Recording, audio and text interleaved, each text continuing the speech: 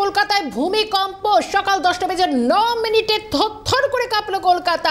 জোরালো ভূমিকম্প। কেন জোরালো ভূমিকম্পে কেঁপে উঠল কলকাতা এবং শহর কলকাতা। একের পর এক ভূমিকম্প অনুভূত হচ্ছে একাধিক জেলায়। কোচবিহার, দক্ষিণ দিনাজপুর থেকে শুরু করে শিলিগুড়ি, জলপাইগুড়িতেও ভূমিকম্প। কয়েকটা জায়গার ছবি দেখাই।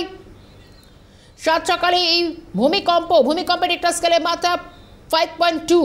বাংলাদেশে ঘোড়াশাল থেকে 7 কিলোমিটার দূরে উৎসস্থল বলে জানা যাচ্ছে। আতঙ্কে এই মুহূর্তে একেবারে অফিস টাইম।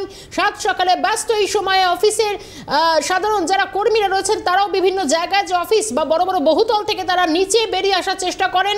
ছবি একটু আপডেট জানবো এই মুহূর্তে কি পরিস্থিতি। আমাদের সঙ্গে প্রতিনিধি রেশমি দাস রয়েছেন। রেশমি, থরথর করে কাঁপলো কলকাতা। 5.2 মাত্রার এই ভূমিকম্প, এখনো পর্যন্ত কি আপডেট? একদম দেখো, আজকে সকালবেলা 10টা 10 মিনিট নাগাদ কলকাতা সহ উত্তর পূর্ব ভারতের একাংশ ভূমিকম্পে কেঁপে ওঠে। রিক্টার স্কেলে যার মাত্রা ছিল 5.2 বলে জানা যাচ্ছে এবং যে উৎসস্থল বাংলাদেশ নরসিংদী থেকে 14 কিলোমিটার পশ্চিম দক্ষিণে এবং পশ্চিমের মাটি থেকে 10 কিলোমিটার গভীরে এই ভূমিকম্পের উৎসস্থল ছিল। অর্থাৎ বাংলাদেশে এই ভূমিকম্পের উৎসস্থল বলে আমরা জানতে পারছি। এবং যেহেতু একেবারে সকালবেলা এখন অফিস টাইম রয়েছে এবং সেই অফিস টাইমে দেখা যাচ্ছে যে বিভিন্ন যে সকল আইটি সেক্টরগুলি রয়েছে সেখানে যারা কর্মীরা রয়েছেন তারা ইতিমধ্যে আসতে শুরু করেছেন। ফলত সেই আইটি তাদেরকে নিচে নামানো হয়েছে। যেই বড় বড় বহুতলগুলি রয়েছে সল্টলেকে, সকল আইটি কর্মী যারা রয়েছেন তাদেরকে ইতিমধ্যে নিচে নামিয়ে আনা হয়েছে এবং তাদেরকে পুরো বিল্ডিং খালি করে দিতে বলা হয়েছে। এবং যথেষ্ট আতঙ্কে রয়েছেন যারা কর্মীরা রয়েছেন তারা, কারণ 10টা 10 একেবারে অফিস টাইম, সেই সময় কিন্তু কেঁপে ওঠে শহর কলকাতা। অর্থাৎ বাংলাদেশে এই ভূমিকম্পের উৎসস্থল, আর যার ফলে শহর কলকাতা কিন্তু এই ভূমিকম্পের তীব্রতা অনেকটাই ছিল। ফলত আইটি যারা সেক্টরগুলি রয়েছে এবং বহুতলগুলি যেগুলি রয়েছে সেখানকার কর্মী এবং বহুতলে যারা বাসিন্দা রয়েছে তাদেরকে নিচে নামিয়ে আনা হয় এবং ইতিমধ্যে সাধারণ মানুষের মধ্যে একটা আতঙ্ক ছড়িয়েছে।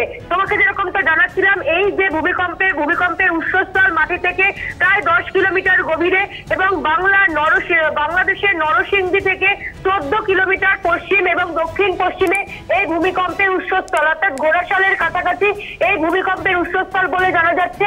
এবং এই জোরালো ভূমিকম্পের যে বাংলাদেশেও বিভিন্ন অঞ্চলে যেরকম এই ভূমিকম্পের প্রভাব পড়েছে, পাশাপাশি পশ্চিমবঙ্গেও কিন্তু পশ্চিমবঙ্গ সহ উত্তর পূর্ব ভারতে এই ভূমিকম্পের যথেষ্ট প্রভাব পড়েছে। অর্থাৎ সকাল 10টা 10 মিনিট নাগাদ রিক্টার স্কেলে 5.2 এই কম্পন অনুভূত হয় এবং তারপরে সাধারণ মানুষের মধ্যে একটা আতঙ্ক ছড়িয়েছে এবং কি কারণে এই ভূমিকম্প হয়েছে তা জানার চেষ্টা করছেন যারা বিজ্ঞানীরা রয়েছেন, অর্থাৎ জিওলজিক্যাল সার্ভে এক্সপার্টরা রয়েছেন, তারা জানার চেষ্টা করছেন। কম্পন অনুভূত হয়েছে কোচবিহার থেকে কাকদ্বীপ সর্বত্র, পাশাপাশি 10টা 10 মিনিট নাগাদ এই ভূমিকম্প অনুভূত হয় হুগলি, নদিয়া, মুর্শিদাবাদ, এখানেও কিন্তু মৃদু কম্পন অনুভূত হয়েছে। অর্থাৎ পশ্চিমবঙ্গের পশ্চিমে যে সকল জেলাগুলি রয়েছে সেই জেলাগুলিতে মৃদু কম্পন অনুভূত হয়েছে।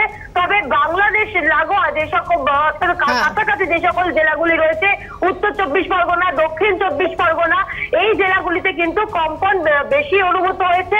অর্থাৎ বাংলাদেশে যেই কম্পনের মাত্রা ছিল 5.2 রিক্টার স্কেলে, সেই কম্পন অনুভূত পশ্চিমবঙ্গে কলকাতা এইসব জায়গাগুলোতে কিন্তু কম্পন অনুভূত হয়েছে। এবং যারা আইটি কর্মীরা রয়েছেন বা সল্টলেকে আমরা দেখতে পাচ্ছি, সল্টলেকে যে সকল অফিসগুলি রয়েছে আইটি সেক্টরগুলি, সেখানকার যারা কর্মীরা রয়েছে তাদেরকে ইতিমধ্যে বিল্ডিং থেকে নিচে নামিয়ে আনা হয়েছে। শর্মিষ্ঠা, ধন্যবাদ রেশমিকে ধন্যবাদ জানাবো, তার কারণ হচ্ছে সকাল 10টা বেজে 10 মিনিটে এই ভূমিকম্প অনুভূত হচ্ছে। একবারে জোরালো ভূমিকম্প, শহর কলকাতায় কাঁপলো। নদিয়া, দক্ষিণ দিনাজপুর, কোচবিহার, মালদা, উত্তর থেকে দক্ষিণ একাধিক জেলা, কয়েকটি জেলার দিকে ছবি রাখার চেষ্টা করি কারণ একাধিক বহুদল থেকে প্রচুর মানুষের যারা এই সময় একেবারে অফিস টাইম যারা বেরিয়ে আসছে নিচে আতঙ্কে। কলকাতা ভূমিকম্প মাত্রা 5.2 এই মুহূর্তে দুটো জেলার দিকে আমরা একটু নজর রাখার চেষ্টা করি কারণ বেশ কয়েক সেকেন্ড ধরে কম্পন অনুভূত হয়েছে। উত্তর 24 পরগনার ছবি তুলে ধরবেন পঙ্কজ বিশ্বাস রয়েছেন আমাদের সঙ্গে, অন্যদিকে মালদার ছবি তুলে ধরবেন সুমাক রয়েছেন আমাদের সঙ্গে। পঙ্কজ, তোমার থেকে জানতে চেষ্টা করি 5.2 মাত্রার আজকের এই ভূমিকম্প একেবারে হঠাৎ সাত সকালে এই ছবি এলাকার মানুষ কতটা ফিল করেছেন, কি আপডেট পাচ্ছে তোমার থেকে?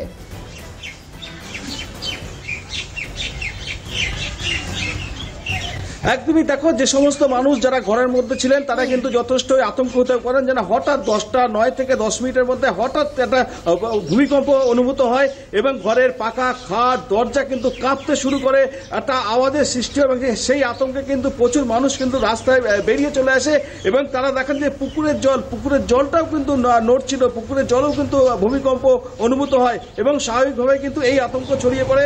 এবং এখনো পর্যন্ত যেটা জানা যাচ্ছে যে যেহেতু বাংলাদেশ এই আমাদের যে দেগঙ্গা হারোয়া শাসন বসিরহাট এখান থেকে কিন্তু সামনেই সীমান্ত, তারপরে কিন্তু বাংলাদেশে যেহেতু ভূমিকম্পর উৎসস্থল এবং স্বাভাবিকভাবে তার বেশ কিছুটা প্রভাব কিন্তু আমাদের এই জেলায় পড়েছে। শর্মিষ্ঠা, পঙ্কজ সঙ্গে থাকো, আমি মালদার দিকে নজর রাখি।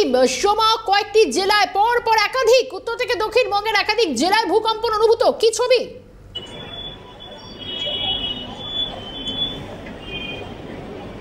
দেখো, মালদা একদম ভারত বাংলাদেশ সীমান্তবর্তী জেলা, নরসিংদী যেই জেলায় থেকে ভূমিকম্পের উৎসস্থল, তা মালদা জেলা থেকে খুব একটা দূরে নয়। আমি এখন রয়েছি মালদা পোস্ট অফিসের সামনে।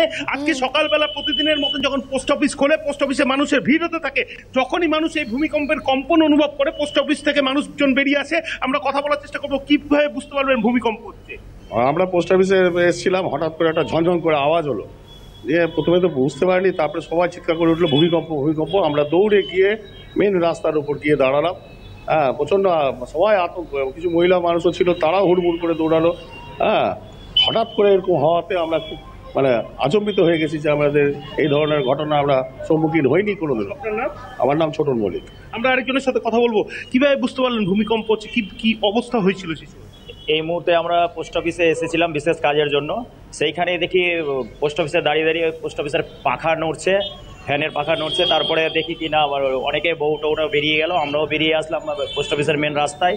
সেইখানে এসে একে অপরের সাথে বুঝতে পারলাম কি পোলের তার নড়ছে এবং এখানে একে অপরের সাথে কথা বলে বুঝতে পারলাম এটা ভূমিকম্প হচ্ছে। অনেকদিন পর এইরকম ভূমিকম্প দেখা গেল, যার মাত্রাটা যথেষ্ট বেশি ছিল। হ্যাঁ, একদম আমরা এই অনুভব করেছিলাম 2015 সালে একদম থেকে এই ধরনের রাস্তার পোল টোল কাঁপছে একদম, আর মানুষের মধ্যে আতঙ্ক, আমরাও নিজেরাও আতঙ্কিত হয়ে রাস্তার মধ্যে ছিলাম। আপনার নাম? আমার নাম সাবিউল শেখ। আমরা দুজনের সাথে কথা বলছিলাম, তারা রীতিমতো অনুভব করেছেন ভূমিকম্প। তারা এখানে এসেছিলেন এবং কোনো রকমে তারা বেরিয়ে আসেন এবং রাস্তার যে পোল থেকে শুরু করে রাস্তার তার যে পোলের তার রীতিমতো কাঁপছিল এবং তা থেকেই মানুষ বুঝতে পারে যে ভূমিকম্প হচ্ছে এবং ভূমিকম্পের মাত্রাটা যথেষ্টই ছিল। কারণ ভূমিকম্পের উৎসস্থল যেখানে বাংলাদেশ, তা থেকে মালদা জেলাটা খুব একটা বেশি দূরে নয়, একদম সীমান্তবর্তী জেলা। স্বাভাবিকভাবে এখানে ভূমিকম্প রীতিমতো অনুভূত হয়। শর্মিষ্ঠা, সোমক ধন্যবাদ জানাই, পঙ্কজ তোমাকেও ধন্যবাদ জানাই। জেলায় জেলায় ছবিটা তুলে ধরার চেষ্টা করছি। কলকাতায় ভূমিকম্প, জোরালো ভূমিকম্প, সকাল 10:10 নাগাদ ভূকম্প অনুভূত। ছবি দেখাচ্ছি, যে ছবি আমরা পাচ্ছি ঘরের মধ্যে একেবারে পাখা সেগুলো দুলতে দেখা যায়, অর্থাৎ বেশ কিছু মানুষ যারা কিন্তু ভূকম্পনকে ফিল করেছেন, অনুভব করতে পেরেছেন। 5.2 মাত্রার ভূমিকম্প অনুভূত হয়েছে। মানুষজন ঘরবাড়ি ছেড়ে বহুতল থেকে নিচে নেমে আসছেন। নির্মাণ বিশেষজ্ঞ পার্থপ্রতিম বিশ্বাস আমাদের সঙ্গে টেলিফোন লাইনে রয়েছেন। পার্থপ্রতিম বাবু, এই কলকাতায় যে ছবিটা আমরা দেখতে পাচ্ছি অনেকদিন পর অন্তত, এই ভূমিকম্প কি মনে করেন কলকাতার জন্য এই মাত্রার ভূমিকম্প কতটা বিপজ্জনক? প্রথমত কলকাতা শহরটা ভূমিকম্পের নিরিখে খুব নিরাপদ আমরা অনেকেই মনে করতাম, কিন্তু সেটা যে নয় উত্তরোত্তর প্রমাণিত হচ্ছে যে বেড়ে চলা ছোট বড় মাঝারি বিভিন্ন ধরনের ভূমিকম্পের ফ্রিকোয়েন্সি বেড়ে চলা। ফলে আজকের যে ভূমিকম্প তার উৎসস্থল বাংলাদেশ, অর্থাৎ আমাদের ঘরের কাছে খুব বেশি দূরে নয়। ফলে উৎসস্থলের যত কাছে থাকে তত বেশি সেই কাঁপুনি ফিল করা যায়। সেই হিসেবে কলকাতায় আজকে 5.7 মাত্রার যে কাঁপুনি ফিল করেছে মানুষজন, তাতে সাধারণভাবে মানুষের আতঙ্কিত হওয়ার ডেফিনেটলি কারণ আছে। কিন্তু আবারও বলছি যে ঘর বাড়ি পড়ে যাওয়া, ভেঙে পড়া এই ধরনের ঘটনা 5.7-এ প্রত্যাশিত নেই। কিন্তু এবার সত্ত্বেও হচ্ছে যে কিছু অ্যালার্ম, কিছু সাবধান বানিয়ে এই ধরনের ভূমিকম্প আমাদেরকে এনে দেয়, সেটা সরকার এবং পুর প্রশাসনের জন্য প্রয়োজন। এক, যে কলকাতা শহর পুরনো শহর, ফলে এখানে প্রচুর আনরেনফোর্সড ম্যাসনরি বাড়ি, অর্থাৎ আমাদের এই বিম কলাম স্ল্যাবের যেরকম বাড়ি হয় সেরকম নয়। যে বাড়িগুলো রয়েছে সেগুলো ভূমিকম্পের নিরিখে যথেষ্ট বিপজ্জনক এবং এর মধ্যে অনেকগুলো পোড়ো বাড়ি বিপজ্জনক বাড়ি হিসেবে চিহ্নিত। সেগুলো এই মাত্রার ভূমিকম্পে কখনো কখনো পড়ে যেতে পারে বা তাতে ফাটল আরো বাড়তে পারে। দ্বিতীয়ত আরেক ধরনের বাড়ি আছে কলকাতা শহরে যেগুলো জলা জমি বুঝিয়ে তৈরি করা হয়েছে। সেই বাড়িগুলো ভূমিকম্পের সময় হচ্ছে যে অত্যন্ত বিপজ্জনক, কারণ ভূমিকম্পের সময় আমাদের এই কলকাতা শহর তার যে মাটির ধারণ ক্ষমতা সাধারণভাবেই কম, অ্যালুভিয়াল সয়েল ডিপোজিটের উপর দাঁড়িয়ে, অর্থাৎ পলিবাহিত মাটি এটা কলকাতা শহরকে ঢেকে রেখেছে। সেই মাটির যা ধারণ ক্ষমতা স্বাভাবিক সময় এমনিতেই কম, ভূমিকম্পে সেটা আরো কমে যায়। ফলে এই ধারণ ক্ষমতা হঠাৎ করে যদি কমে যায় মাটির, তাহলে মাটির উপরে থাকা বাড়ি ঘর থেকে সেতু সৌধ যা আছে রাস্তাঘাট সবাই হচ্ছে যে বসে যেতে চাইবে। ফলে সেরকম একটা ঘটনা যদি ঘটে তাহলে বাড়িঘর দূরের ক্ষেত্রে বিপদটা বেশি, কারণ মানুষজন সেখানে থাকেন। ফলে ক্ষয়ক্ষতি রাস্তাঘাটের হওয়ার চাইতে বাড়িঘর দূরের ক্ষেত্রে তফাৎ, সেখানে প্রাণহানির সম্ভাবনাও থাকে। ফলে 5.7 আমি বলছি না সেই আতঙ্কে মানুষ এক্ষুনি ভুগতে থাকুক, কিন্তু আবার বলছি এই 5.7 এটা যদি 6.5 অনওয়ার্ড জায়গায় চলে যেত বা চলে যায় কখনো, তাহলে এই শহরের জন্য, আমি শহরের মানুষের জন্য পার্থপ্রতিমবাবু, তাহলে কি আপনি মনে করছেন কারণ যখনই ভূমিকম্প হয় সেই ভূমিকম্প নিয়ে অনেক কথা, অনেক বিশ্লেষণ, অনেক আলোচনা হয়ে ওঠে, কিন্তু তারপর যে কি আবার সেই একই রকম ভাবে হাই লেভেলে যে বিল্ডিং গুলো তৈরি হয়, বহুতলগুলো তৈরি হয়, নিয়ম মানা সেখানে হয় কিনা নিয়ে প্রশ্ন ওঠে, অর্থাৎ এটা একটা অ্যালার্মিং বলে মনে করেন? হ্যাঁ, অ্যালার্মিং তো বটেই। কলকাতার খুব উঁচু বাড়ি যেগুলো সেগুলো সম্পর্কে আমি বলছি না, সেগুলো ভূমিকম্প রোধী প্রযুক্তি মেনেই হয়, কিন্তু মাঝারি উচ্চতার বাড়ি কলকাতা শহর জুড়ে ছেয়ে আছে, G+4 G+5 স্ট্যান্ডঅ্যালোন বিল্ডিং গুলো, এগুলো হচ্ছে বেশিরভাগই হচ্ছে ভূমিকম্প রোধী উপায়ে তৈরি করা হয়নি, ফলে সেগুলোর বিপদ তুলনায় বেশি।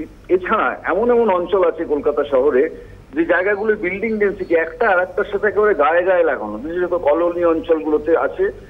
এই অঞ্চলগুলো ভূমিকম্পের সময় অনেক বেশি এফেক্টেড হতে পারে।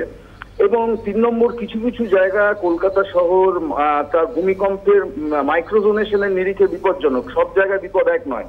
এই রাজারহাট নিউ টাউনের ক্ষেত্রে বিপজ্জনক, কসবার ক্ষেত্রে বিপজ্জনক, পার্ক স্ট্রিট বিপজ্জনক, বাগবাজার বিপজ্জনক, বেহালা বিপজ্জনক, যাদবপুর, এরকম ছড়িয়ে আছে মাইক্রোজোনেশনের হিসেবে। ফলে এই জায়গাগুলোতে আবার আনফর্চুনেটলি বিল্ডিং ডেন্সিটিও হাই, সেখানে বেআইনি নির্মাণও যথেষ্ট বেশি। ফলে এই সব মিলিয়ে যেখানে বাঘের ভয় সেখানে সন্ধে হওয়ার মতো, অর্থাৎ যেখানে ভূমিকম্পের ভয় সেখানে হচ্ছে এই ধরনের বেআইনি নির্মাণের ভয় উত্তরোত্তর বেড়ে চলেছে। ফলে সেখানে পুরো প্রশাসন, সরকার তাদেরকে অনেক বেশি প্রোঅ্যাক্টিভ রোল দিতে হবে, তাদের আরো বেশি কড়া হতে হবে মানুষের জীবনের স্বার্থে, আর কিছু না। এই ভূমিকম্পর মাত্রা এবং প্রাবল্য দুটোই বাড়ছে দেশে দেশে, এবং আমার আশঙ্কা আমাদের শহরও আগামী দিনে বাড়বে। সেটাকে বিবেচনায় রেখেই সরকার এবং পুরো প্রশাসনকে আরো বেশি অনেক সতর্ক হওয়ার সময় এসছে। ধন্যবাদ পার্থপ্রতিম বাবু।